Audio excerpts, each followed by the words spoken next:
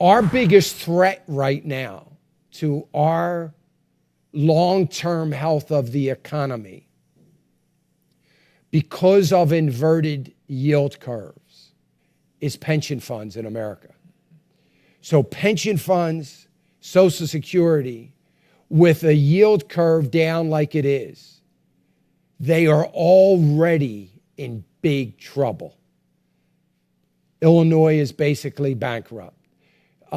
California basically bankrupt. I'm just off the top of my head picking some states, but there is a lot of states that are in big, big trouble in their pension funds. There's a lot of unions, big, big trouble in their pension funds. They have a double whammy, the unions, because they pay exorbitant fees. In 2008, these pension funds learned that this 7.5% gauge that they use to manage their pension funds, it wasn't such a good idea because we may never see that again. So they dropped it back to 6.5. And these pension funds are trying to make up for years of mismanagement.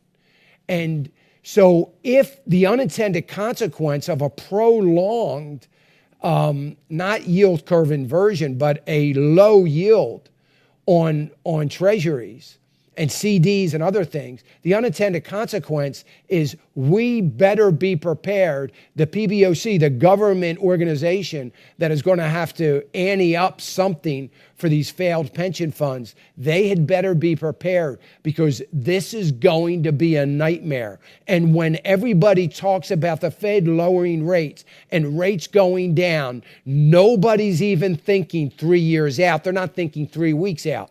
Nobody is thinking what it's going to do to our economy down the road because we have multi-billion dollar pension funds.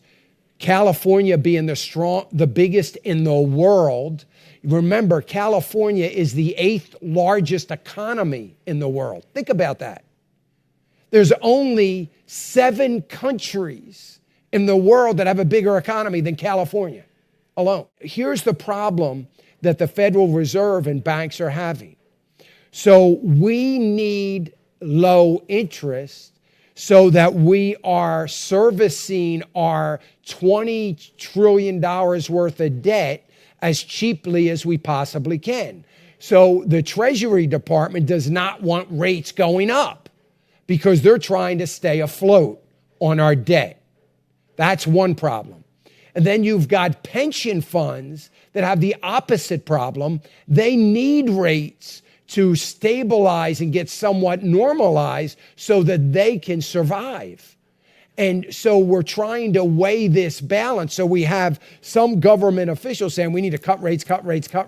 We need to trash our dollar, lower the value of our dollar. It is going to be a nightmare for the economy down the road when that comes home to roost inside of these pension funds. So there is reason, but that's not why everybody's exiting.